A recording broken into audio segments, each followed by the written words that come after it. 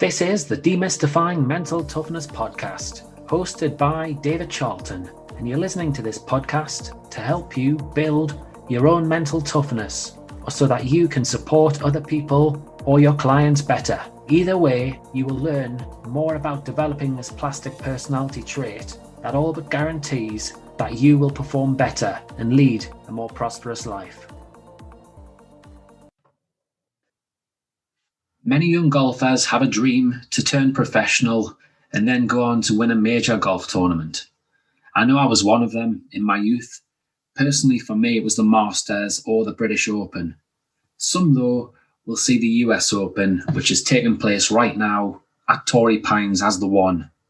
The US Open provides so many challenges. The golf courses are generally much tougher. They're set up that way.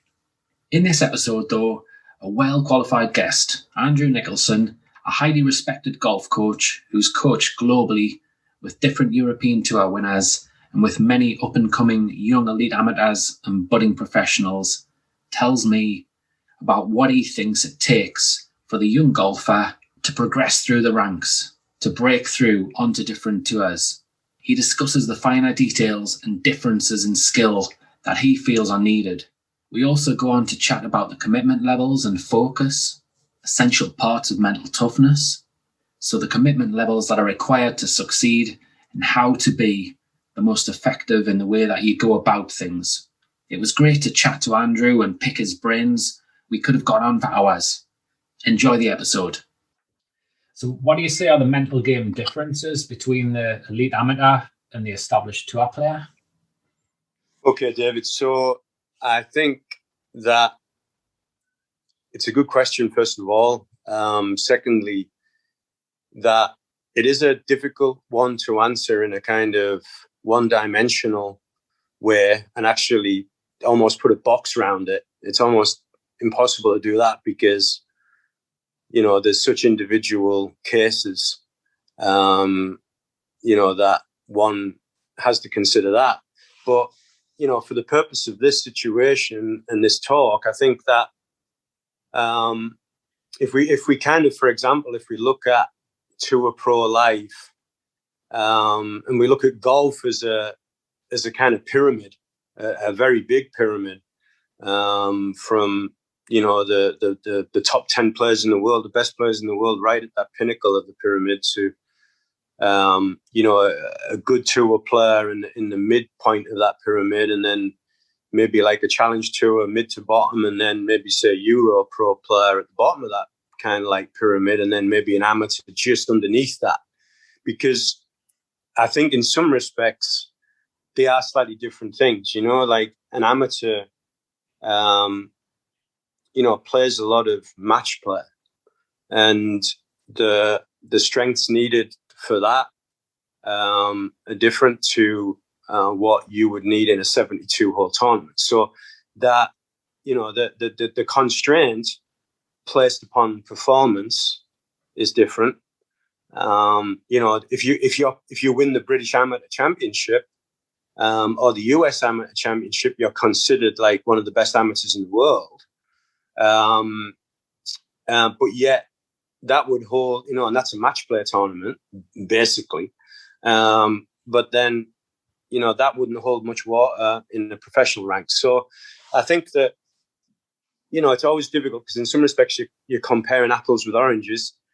But we'll try and do that. We'll try and compare apples with oranges. So I think that from a psychological point of view, the constraint that is placed on a human being basically defines the reaction and therefore the process. So if you've got someone who wants to win the British Amateur, most amateur tournaments are played on links courses. So, the skill set and therefore the development and therefore the processes are different. Links courses obviously require a very good control of the height of your trajectory, a very good control of the spin, but generally trying to almost like offset spin. Whereas if we just quickly jump to the top of the pyramid and we go to the US Tour, then that's a different thing where the higher you hit it, the better.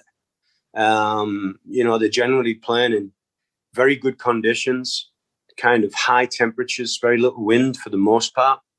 Golf courses where the carry of the golf ball is pivotal to the argument of their success. So therefore, the constraint is totally different from one end of this spectrum to the other end of the spectrum. So therefore, the skill sets that are needed, and therefore the development that a coach has to give, and then the way a player will develop, are two different things. And that is why we see quite often quite a huge difference between a good amateur golfer and how well they can perform on tour. I don't think that it's particularly that they don't have the ability or the, some would say the skill. It's just that they actually have the skill. It's just that the skill sets are different. So, the greens are a lot faster as a pro, slower as an amateur. All of these things have a bearing on performance. So, and ultimately, obviously, as a professional, you're paid and judged on performance. So you are in a way as an amateur, but not in the same way. You could have a terrible season, win the British Amateur, and still be seen as the best player in the country. So where on tour, really you're looking more for consistency and to try and keep yourself on tour, keep trying to make cuts and try to slowly climb, the pyramid really, and build your skill set. So I think that would be the difference between, say, both ends of the spectrum, to look a little bit more in the middle of the spectrum between, say, like a Challenge Tour player and a European Tour player. Again, I think that just different constraints. Challenge Tour, the fairways are wider. There isn't as much of a premium on accuracy. Greens are slightly slower. Flags are less tucked. And this is why you see very strong scoring on the Challenge Tour. And, so one of the things that if you've, as a coach, if you've got a young player that in some respects is transitioning from an elite amateur into the Challenge Tour, that can be actually, I believe, the hardest transition, because you go from playing tricky links courses in wind, where like 1 under, 2 under, 3 under par is a good score, to then playing Challenge Tour, on relatively longish kind of courses, but what I would almost class them, they're more like a corporate course. The fairways are a little bit wider, bunkers are not quite so deep, greens are a little bit larger, pins are not quite as tucked, so you've got to shoot 20 under to win. So that ability for a golfer to average 5 under par per round is actually quite mentally very difficult when you've been accustomed to grinding around the links for 1 or 2 or 3 under. So then, if you grind on the Challenge Tour, you're not going to get on the main tour through it. It's not a grinding tour. Probably the European Tour is more grinding than the Challenge Tour. So, I mean, obviously I'm generalizing here. So I think that, the ability, the key for someone coming out on Challenge Tour is mentally getting their head round being able to shoot 20 under par. When they shoot 5 or 6 under, they can't just think, wow, I'm doing well today, I'm 5 or 6 under. Because if they don't shoot another one the next day, they're going to drop down, because it's so top heavy money wise. If you don't win, if you don't win one Challenge Tour event, the chance of you finishing high up enough to get a card is pretty slim. So you've got to be able to, capitalize on scoring, and you've got to go deep and you've got to go low. So that is different to the constraint of elite amateur golf.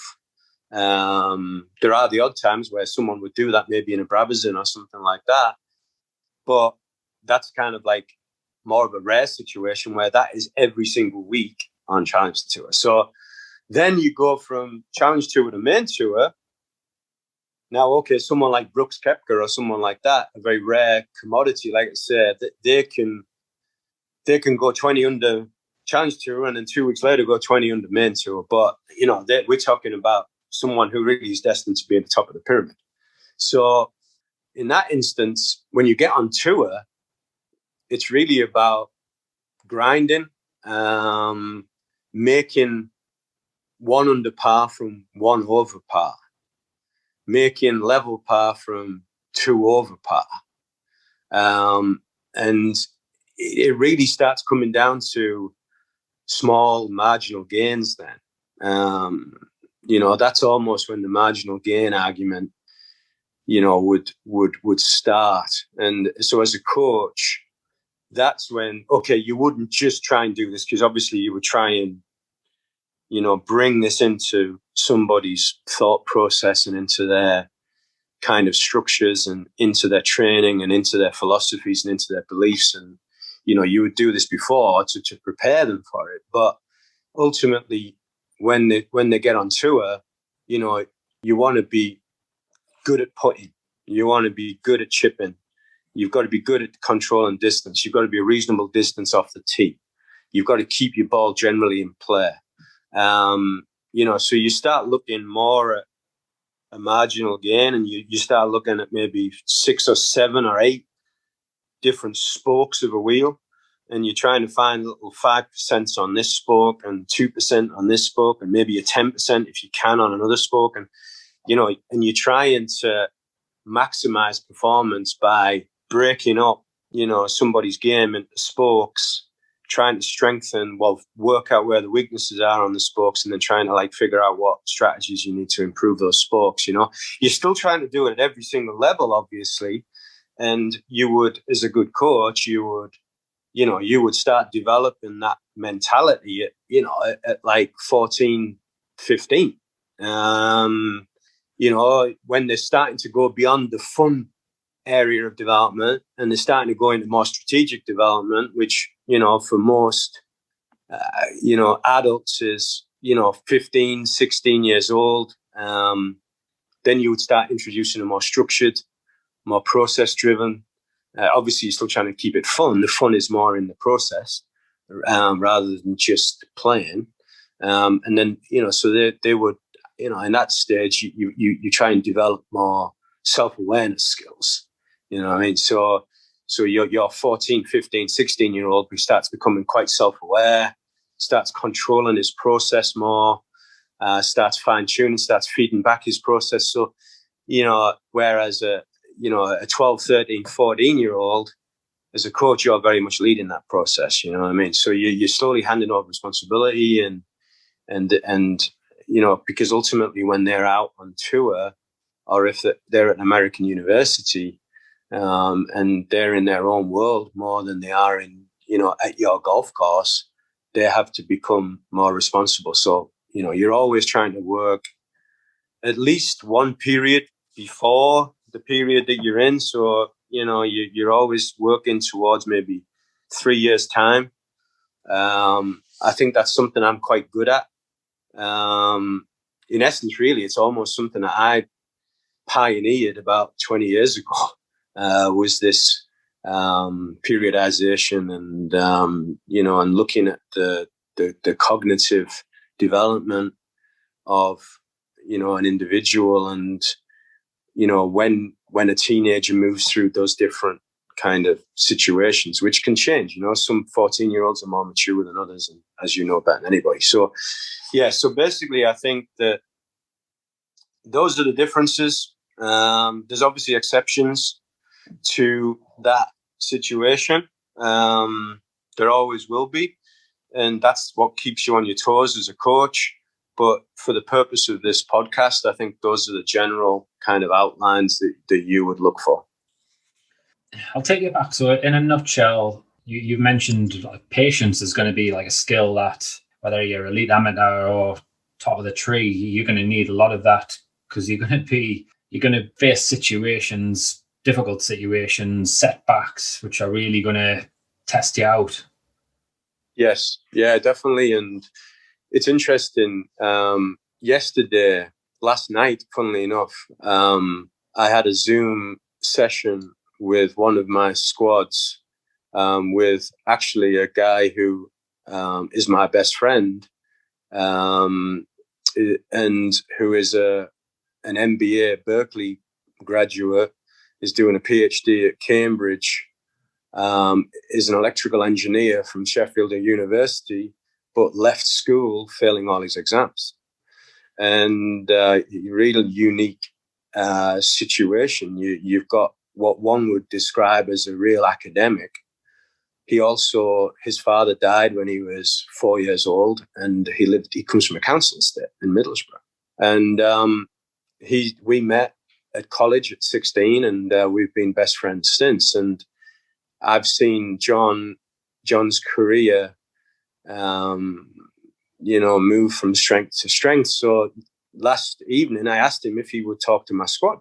And one of the things that he talked about was patience. And I think that in this day and age where things are at your fingertips, metaphorically and physically, that, parents, kids, they want success. They want things too early. And that's why I wanted to bring John into a Zoom session with my squad, with my teenage girls, and really for him to explain his life. And, because you wouldn't expect somebody who has done an MBA at Berkeley and a PhD at Cambridge to have failed all his exams as a 16-year-old. So I thought that was a perfect example of patience. And, he didn't try and do an MBA at 16 years of age. And I think this is important for us coaches and for parents and for those 16-year-old golfers out there who aspire to be tour pros, that it's a marathon and not a sprint. And so patience, as you so well put it, is such a key attribute. So I refer to it as the tortoise and the hare. Everybody wants to be the hare. Everybody wants to have the fancy car when they're 17 years of age. Everybody wants to have their own house at 19 years of age. And you're basically condensing your life, and all the great things that can be in life, you're condensing it almost into the first 20 years of your life. Well, which is crazy. You're condensing all that you want to do. Let's say we live till we're 80 in the first 25% of your life. So, don't make all of your, don't make kind of, it's funny. I'm really not a fan of long-term goals.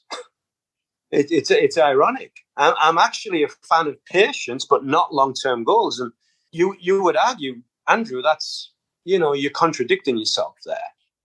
But I think there's a difference between like enjoying the moment and doing the best you can in the moment with with the tools that you've got, learning from the mistakes that you make in the moment, adding those to your data bank of learning, skills, and then using that data bank to slowly, as we were saying yesterday on Zoom, kind of look laterally.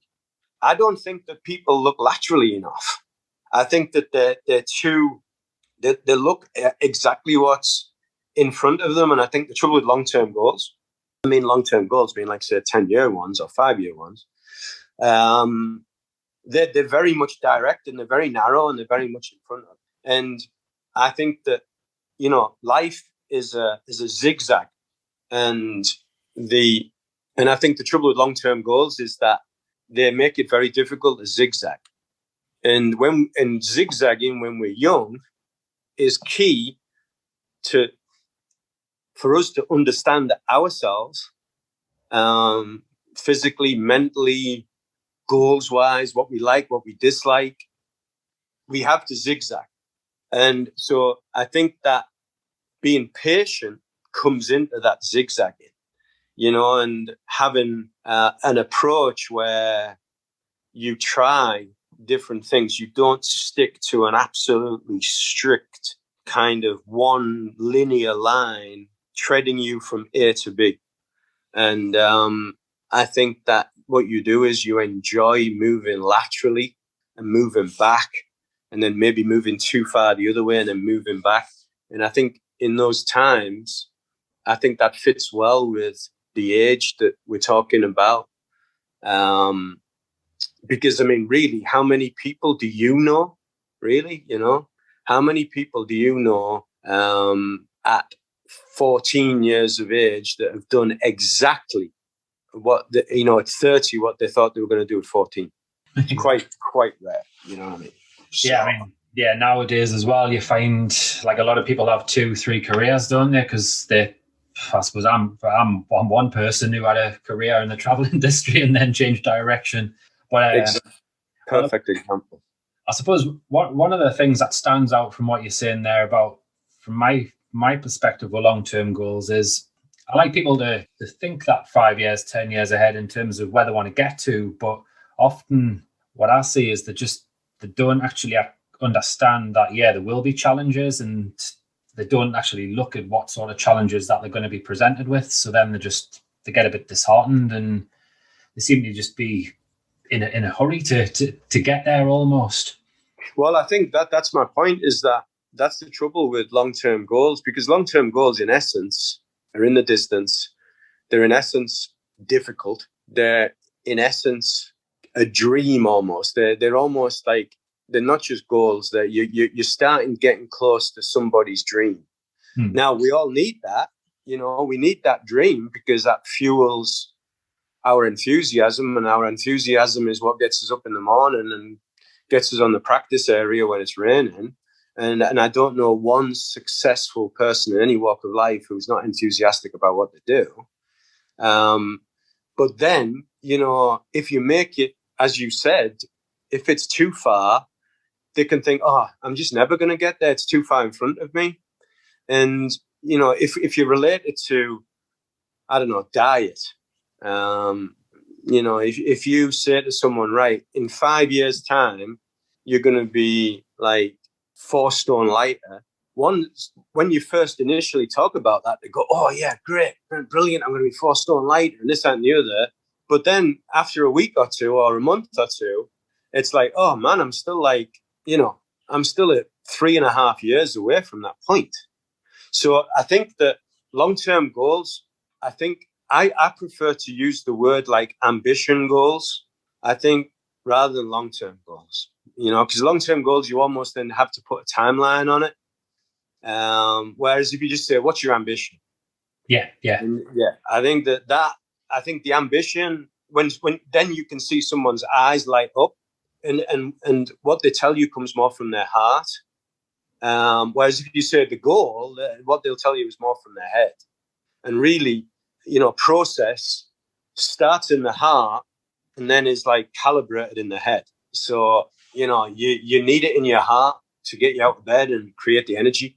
But then you need your brain to be able to, feed back and check and adjust and all the things that you have to do to be successful. So that's how I would approach it, a long-term situation. I'd call it ambition goals. I said, what's your ambition? Oh, yeah, well, I want to be a tour pro. Okay, that's good. But and then it starts the conversation, well, how good do you think you need to be in 6 months' time to be on that journey? How good do you have to be in a year's time to be on that journey? And then I'll try and actually I'll try and take them away from 5 years and actually get them to think about what they're going to do tomorrow morning, because ultimately every journey starts with one step. A tortoise moves slowly, but they move slowly, but they move stoically, and eventually they get there, and they have the patience. Where I think you say goals, 5-year goals, everyone wants to be the rabbit or the hare, and they want to run to start off with, and they get tired too quick. You know what I mean? Yeah, I completely agree. You've certainly got to be looking to chunk those goals down, like you say, to a year, 6 months, a month, a week, a day. No doubt about it. So, in terms of the commitment levels of being a elite professional golfer, what do you actually, what do you need to be doing on a day in, day out basis? Yeah.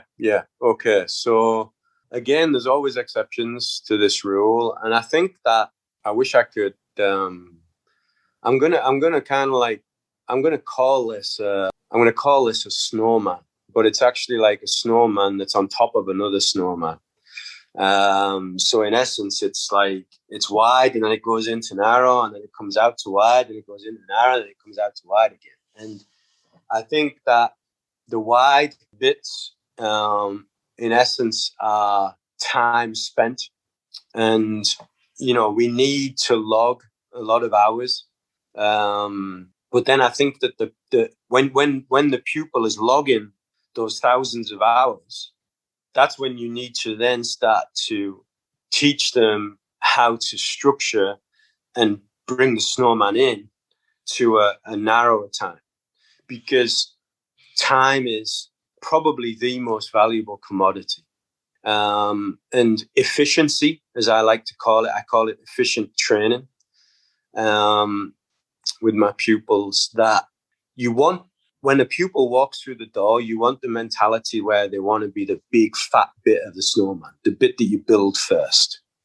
And, and they go out, in essence, the snowman is a good metaphor because they're going out into the cold, but they don't feel the cold. They're starting off, and they're rolling a snowball up, and they're pushing it around the garden, and they're getting it as big as possible. And in essence, that's kind of like how you start, building a love for something. You basically just want to keep adding to it and keep adding to it and keep adding to it. And you build that big part of the snowman. But then as a coach, you then will streamline their understanding of that large part of the snowman to then, in essence, make them more efficient. And that's, in essence, the snowman's head. And then what will happen, that snowman, in essence, becomes kind of like one period. That might be like, say, a 12-year-old, 13-year-old moving into being like, say, a 14-year-old. And then they've got some idea of structure at, say, 14. But then you want them then to take that structure and then stretch it again. And you want them to add to it. And you want them to then start the next bit of the snowman again on top of it again. And they're going to put loads of hours into more stricter process. So the hours spent gets big again, but they've learned like the efficiency of their process. So that then takes them to, then they get to that point where then they're becoming really good amateurs now. They are becoming elite England internationals. When you get to that point where you're starting to make the head of the snowman again. And then you've got that next step again, where they then move into the professional ranks, where they're traveling a lot and they're doing this and they're learning new skills and they're rolling the snowball around the back garden again, and they're learning again. And then they're building the big part of the snowman again in that new sphere. And then from that new sphere and that new big part of the snowman, they're then able to identify key component parts to the success in that sphere, in that environment, relative to the constraints that they are kind of presented with. And then they become efficient again. And then, if they get really good, the next step is probably US tour, and snowman starts again. So it's this constant kind of exploration, refinement, process efficiency, exploration relative to new environment, kind of add to your toolbox, process efficiency, and you keeping on running through that kind of configuration. So, and I like the analogy of a snowman. It's kids work well with analogies, and and as Peso would say that, I'm always using analogies to try and explain myself to people. So I like to use those things. So, yeah, I think that's a good way of looking at that. This is a short advertisement introducing the sponsor for the show, Chimera Sport, who produce a range of sportswear and equipment to help enhance performance and recovery, reducing injury occurrences. And as someone who has had long-standing back issues, I've personally tested some of the garments and I've been more than happy with them.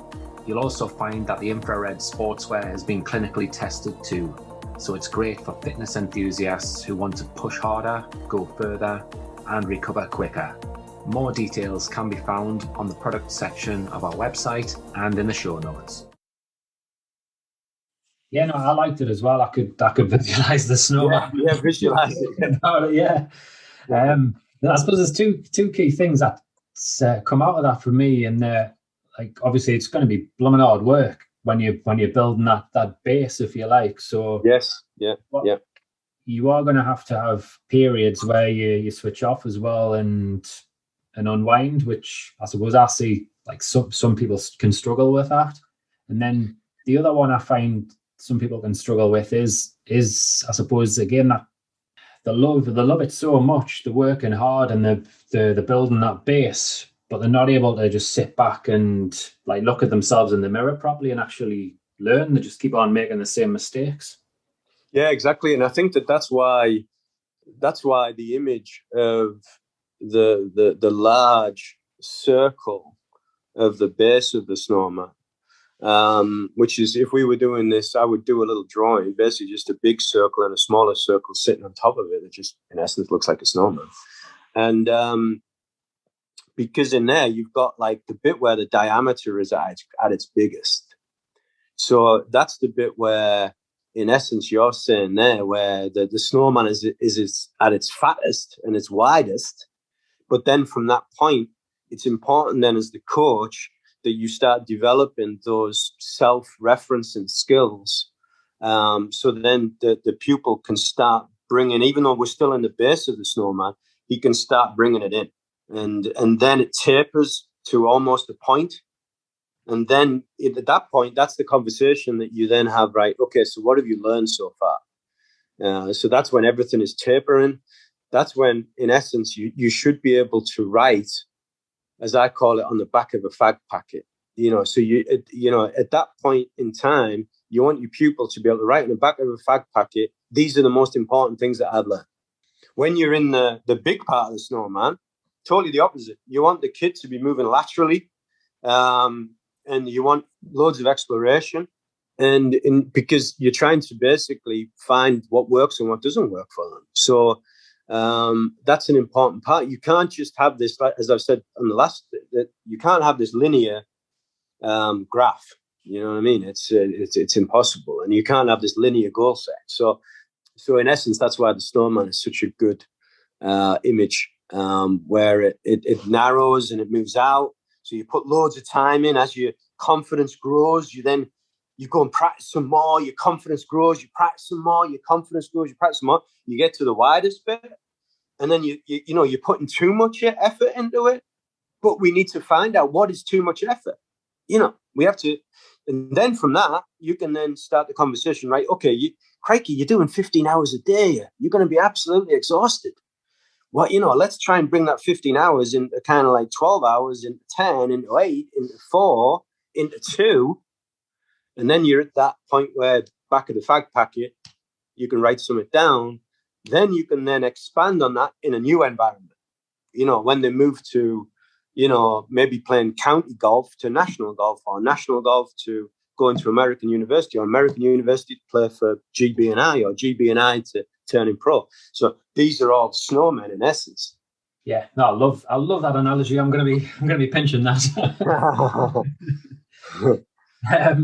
So thinking about your career as a whole, you've done remarkably well in what you do. Who would you say has been the biggest influence on that career? Okay, well that's a very easy one to answer. No doubt about it, my father. Which I'm still struggling with the passing of my dad. last August. And but my dad was a great guy, very modest, ridiculously intelligent, but very normal. And he was unique. He had a ridiculously philosophical view on his children. You know, he never pushed me to do my homework. He never told me to go and practice, but then was always there to support my questions.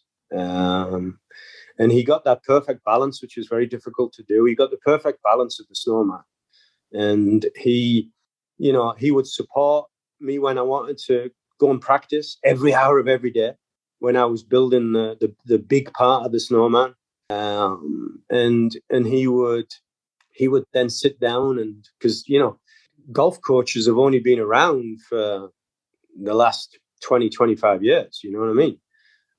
Before that, really, we had mentors rather than golf coaches. And I was lucky that my dad was that guy. My mother as well, obviously. And he would then sit down with me and say, like, okay, son, what do you think you're doing well? And what do you think you could do better? And what do you think we could help you with? And so that, in essence, that when he was starting to taper the snowman, so as a coach, he never used these analogies, that's me as a coach finding analogies, and my dad was a scientist. My dad was an Imperial College Master of Science. My dad, did research for NASA and helped NASA displace heat from the nose cone upon re-entry, and before I was born. He was a ridiculously logical mathematician, understood physics incredibly well, and always said to me, which I said to all my pupils, and Chris Paisley will, if ever you speak to Chris about this, that, Dad always said to me when I came home and, I played badly, as you do most of the time at golf, and come in with my head between my, head in my hands and my tail tucked between my legs, and sit around the tea, on the table for tea, and how'd you get on, son? And no, not so good, Dad. And he would always just say, son, whether you like it or not, like, everything comes down to mechanics, and what you've got to do is just figure out like what you're doing wrong and what you need to adjust to do it better. And and I think that they were like profound words. And ultimately, in my dad's world, the success of an Apollo mission is a reflection of the science. And it's not luck that basically somebody, an astronaut comes through the Earth's atmosphere unscathed. That is all worked out by, the likes of my father, very good mathematicians, very good scientists, very good people who understand physics extremely well. On the other hand, I had the spiritual side of things. My dad wasn't really a spiritualist. That was more my mother. My mum was a school teacher. And so my mum was really good at the soft skills. And my grandfather was a school teacher and a headmaster, and a philosophy lecturer. So I was very fortunate to be brought up in this ridiculous environment where you had my father as a very supportive, very logical man. You had my mother as a very supporting, loving, caring coach. You had my grandfather giving me books by Plato and Socrates on philosophy and things. So, I think the reason why I've been, reasonably successful as a coach is because when I was at that young age, just by sheer chance, really, I was fed good information. And I always have been, that good information then allowed me to get virtually straight A's in my PGA exams. Those straight A's allowed me to get a job with the Ledbetter organization, to spend time at Lake Nona with David Ledbetter, with the best players in the world, and look at the processes of Nick Price and Nick Faldo and Ernie Els back in the mid 90s. And so I've been fortunate, and there's no doubt about it. And I try and pass on those life experiences that I've learned from great people to my students and to other coaches, like people like Andy Paisley and people like that, So I try and pass on those, those very unique experiences that I've had. But I think my dad, to give you an idea, let me just, because my dad means a lot to me, obviously. And this is to do with my sister. And this is like, in this day and age where, so my sister is the academic, I'm not. And my sister, she's called Susie. And so anyway, Susie, she's a bit younger than me. She's 3 years younger than me. She got straight A's at O level. I think straight A's, 4 straight A's at A level. And she went to business school and studied business. And when she finished business, which my parents had to pay for because both parents were working, so Susie did business for 4 years. And then, but when she came out of that, it was the depths of depression and a recession. And she couldn't get a job. The best job she was actually offered was making bread part-time in a bakery.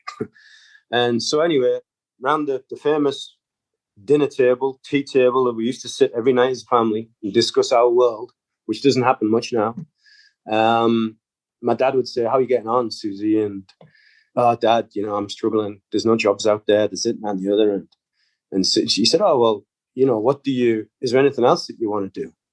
And, bear in mind, my dad had just supported my sister through a degree. And Susie said, "Do you know what? I think I'd like to do law." And most parents would say, "Well, look, you've already got a business degree." But not even a flicker in my dad's eye, not even a flicker. It was, "Susie, if you want to do that, go for it." And by chance, I was a young assistant at that point at Middlesbrough Golf Club, and I was teaching a solicitor. And I had a guy called Keith Vaux, and I had a word with Keith, and I said, "Keith, my sister is like, showing an interest in law. Could she possibly just come and shadow you for a bit?" And yeah, no problem, Andrew, no problem. And so Susie went to shadow Keith. He was just a solicitor. But one day he was in court. And then one day when Susie, again, round the dinner table every night. And so Susie was like, "Oh, how did you get on today, Susie?" "Oh, it was unbelievable. We were in court today. And like, it's unbelievable. You get, a barrister stands up and he argues the case, and then the other barrister argues their points, and it's really like, it's incredible." And Dad was, "Oh, that sounds fascinating." And Susie, and she said, "Oh, I'd like to be a barrister," which is then. So, and my dad, "Okay, Susie, if that's what you want to do." So Susie then went to Newcastle, did law, and then she went to the bar and became a barrister. So that's the kind of environment that I was fortunate enough to grow up in. He never pushed me down. He knew that golf was what I wanted to do, and supported that, but didn't over support. He basically was just there. And same with Susie. My dad never had to say to Susie, "How are you getting on with your law? Do you need any, he was there to support, but the kids were driving it all the time. And so he's done pretty well where, he's got a daughter with a business and a law degree and is a barrister, and he's got a son who is a half decent golf coach. You know what I mean? So I think that, in this day and age, when we go back to our first point on this podcast about the lateral movement, Susie, when she was 16, she wanted to be a journalist. And, so, you move around, and then she ends up being a barrister. So, that's good, So anyway, so that to answer the question, that is why my father is the most influential. Well, my mother and my father are the two most influential people I've ever met, and I feel very fortunate to have had incredible parents and mentors like that. Yeah. No, I appreciate that, and yeah, it's really nice for you to mention your dad in that way, because I know you've had a tough 6 months or so, haven't you, with the loss of your dad? Unbelievable. And I think right now, I'd like to, with the stress that everybody's going through with COVID and lockdowns, and it really is like your mental health is so important. I've struggled with that, and to be faced with the passing overnight out of the blue of like your best friend and your father, is something that I don't think I'll ever get over. But then you mix that with loneliness, and so I think that we all need to show like a lot more compassion for our fellow human being. And I think the one good thing that could come out of COVID, if there is ever a good thing that can come out of it, is that there will be a much greater acceptance of mental health and mental vulnerability, and I think we all have a part to play in showing more love and more care for our fellow human being, and making a better world. That's what it's all about, isn't it? And yeah, definitely, no doubt about it. I think mental health is on the agenda, isn't it? It has been on a lot of people's agenda over the last year. It's no longer just pushed to one side, which is a good thing. Yeah. So from our conversation there, which is I've really enjoyed, it's been fascinating listening to you. What are the 3 big takeaways you would give to the young elite golfer amateur who wants to maybe get into professional ranks, or the challenge tour player who's trying to get onto the European Tour? I think if we start off with the young amateur who is is maybe 15, 16 years of age, is starting to maybe play off plus figures, that type of thing. I think the key takeaways for them is to understand that golf has spokes, and for them to be able to identify the strengths and their weaknesses behind the spokes, and what makes them strong or strengths, and what makes them weaknesses. And then I think what's important is, and I think this is very important, full stop, not just for golfers, but anybody in life, is to try and develop a small mentorship group. And start that process when you're 14, 15. Find a good golf coach. Find someone who has success taking people through these different snowmen, through the different segments and through the different periods of their development, and can help, in essence, build a team around them that will support the snowman. And so I think that, and then ultimately that's all you're ever doing really is building spokes, adapting spokes, strengthening spokes. And in some respects, you don't need to be a 15-year-old that has, an S&C coach, a physio, a mental coach, a swing coach, a putting coach, a short game coach. You don't need to go to those extremes, but you need to, I would say, at 16, have, a golf coach, a mental coach, and a physical coach. And then when you're starting life in a professional level, maybe start bringing in physiotherapists, depending upon what, in essence, your strengths and weaknesses, maybe a putting coach. Depends on what you specifically have as your strengths and what you specifically have as your weaknesses. But I think that's key. You can't, this is a big journey. I'm going to use another analogy. I akin this as climbing Mount Everest. You can't climb Mount Everest single-handedly. Maybe one person like every 15 years can do that, but you can't use that as the example. So what you can do is you can find some Sherpas, and you can find some other people as mentors who've climbed some of the faces of Everest that maybe you haven't got to yet, but you will do one day, and you can ask them questions. That's one of the things I've always done. I mean, I think of Chris Paisley, and when I was teaching Michael Hoey, and Michael Hoey was winning on on European Tour, and Chris was a young kid aspiring to be one day like in those shoes.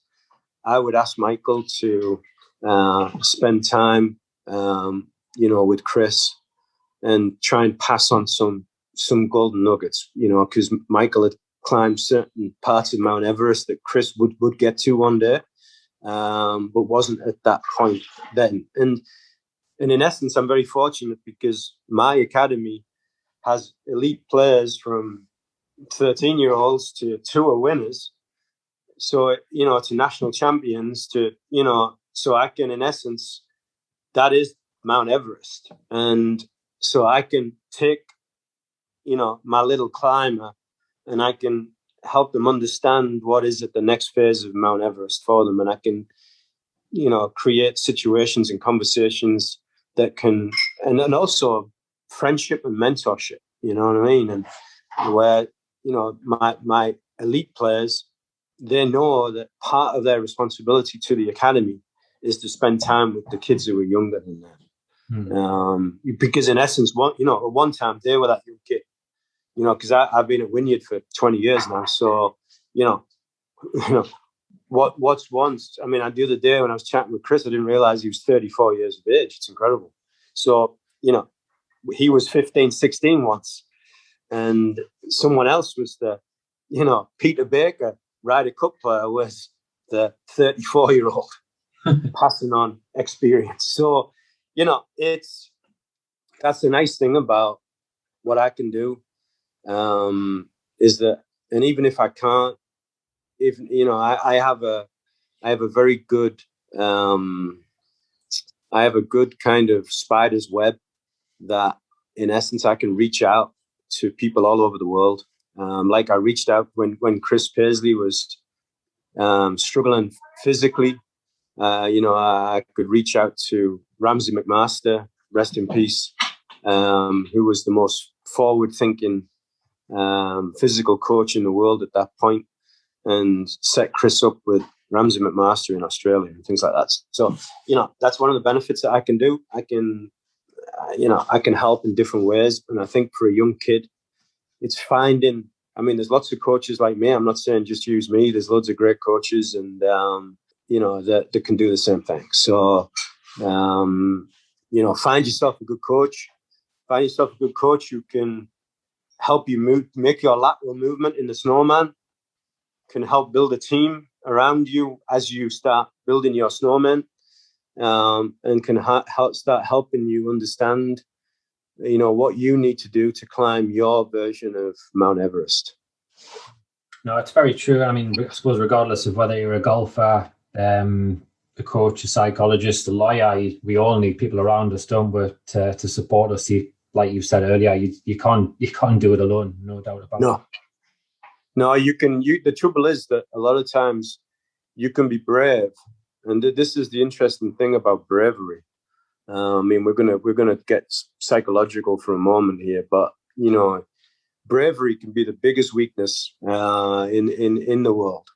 The thinking that you can do it by yourself because you're brave and you're independent and you're strong, that's an error. Knowing that strength is being able to reach out and talk to people, find people, try people, and build this web of, mentors, coaches. I like to call them. I remember I went on a seminar, 30 odd years ago, when sports psychology and psychology was just kind of starting out really. And also self-development was just starting out. And I went on this 2-day course in Glasgow with this guy who was part of the Olympics. He was a mental coach for Steve Redgrave and stuff at the time. And one of the things that he talked about was building a board of directors. And that board of directors, some can be real, some can be imaginative, some can be somebody you can touch, some people who you can't. So, and I thought that was a brilliant way of kind of building your group, even if they don't exist. So on my group, I had my grandfather and I had Plato. So I had people who, from thousands of years ago. I had Rocky Balboa, and I used to turn to these people. It's funny because later in my life, I met Sylvester Stallone and stuff like that. So it's funny how things happen. But then I talked, had this conversation that, I said, Sylvester, but not Sylvester Stallone. I said, Rocky Balboa was on my board of directors. And if I needed like motivation to go out for a run in the snow or in the rain, I would sit down and I would talk to my board of directors and I would talk to Rocky, and he would say, come on, if you want to win, you got to go out for that run. And then I would put my jogging gear on and I would go out for my run. So, if kids can't find, the putting coaches or the psychologists or this or that, there's nothing stopping you making them up, in your own mind and creating your imaginary board of directors. And I think of Sevi, when I used to talk to Sevi, 25, 30 years ago. And Sevi, his board of directors were, when he was a kid, was Gary Player, was Jack Nicholson, was Lee Trevino. They were his heroes. And he used to try and hit a bunker shot like Gary Player. He used to try and hit a long iron like Lee Trevino. And so, Ben Hogan was on my board of directors. Arnold Palmer was on my board of directors. Sebi was on my board of directors. And it's funny, as life went on, I got to meet quite a few of these people who were on my board of directors. And that was quite cool. And so that's one of the things that these young kids out there can do. If they can't, because not everybody has the money to afford a psychologist, an S&C, a high-profile golf coach. But what everybody can do is create an imaginary board of directors. And you can sit down with them when you go to bed on a night, and you can, in a way, you can think about it and you can talk to them internally. And they'll give you answers. And I think that's it. I think that all great people have some form of board of directors that they can talk to. In a way, you know what I mean? Yeah, you can certainly use your imagination in that way. Definitely. Yes. So I really enjoyed the chat, Andrew. It's been great. You've shared some excellent advice and tips for people. So yeah, much appreciated there. Whereabouts can the listeners find you if they want to reach out to you, whether it's on social media or your website or wherever? Yeah. Funny enough, I don't have a website. It's one of the things that I should do, really. The people can, you can get in touch with me through social media, either through Twitter, Point One Golf Coach, Instagram, Point One Golf Coach. You can email me at ledbettergolf@gmail.com, ledbettergolf@gmail.com. So, and ask me some questions. And if you want me to help you build your snowman and help you climb your Mount Everest, then yeah, by all means, if you've got the right mentality, get in touch.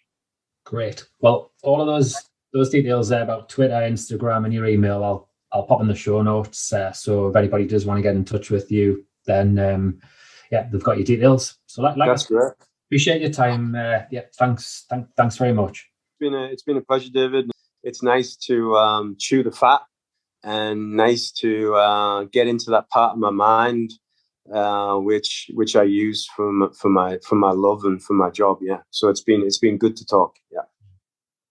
Andrew's got an undoubted passion for developing golfers, as well as the intelligence and skill set to match. His record of bringing golfers through highlights this. And from the discussion, I loved some of his stories and analogies, especially the snowman. It certainly helped me visualize the requirements and piece things together. I hope it's helped you too. His tips and suggestions at the end also rang true with me. You could argue that developing a team that you trust around you is a simple suggestion, and it's something that we hear a lot, but it is so true. Often many people don't do so either. They put the blinkers on and do far too much themselves.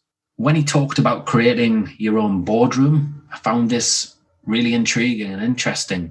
One of the reasons for that is because visualization exercises are a big part of my work with my clients, and it tapped into one of the strategies that I fall back on at times when I'm helping them. I get them to see themselves in a room meeting with their hero or someone that I greatly admire and respect. Then I get them to picture themselves having a conversation with them, asking a series of questions, and then the scene ends where the hero or the role model offers some advice to the client, and they exchange words and have a nice pat on the back and what have you. Why not try it? It's really, really powerful. Reflecting in this way, yes, it sounds a little bit different, but it really can help you unblock some fears and some mental blocks there around your game of golf and around your skill set and your attitude in general. So feel free to reach out to me if you've got any questions about how I support golfers to get the most from their talents, or tune in to some of my other golf-related podcasts where some excellent guests have shared their pearls of wisdom too. The details are in the show notes. Have a fun week ahead. I'll be watching with interest at the weekend how the US Open ends, who handles the pressure of the last round or the back nine. You can guarantee whoever wins, they're going to be mentally tough. They're going to have been tested under the most extreme pressure. If you enjoyed this episode of the Demystifying Mental Toughness podcast with David Charlton, do check out my website, sport-excellence.co.uk, and my online sports psychology resources. The Sport Excellence website has essential resources for anyone looking to build their own mental toughness or the mental toughness of their athletes or teams, or if you want to achieve peak performance more often or optimal functioning. The Sport Excellence website has everything you need to keep moving forward and thrive. So go on, head over to sport-excellence.co.uk to find out more.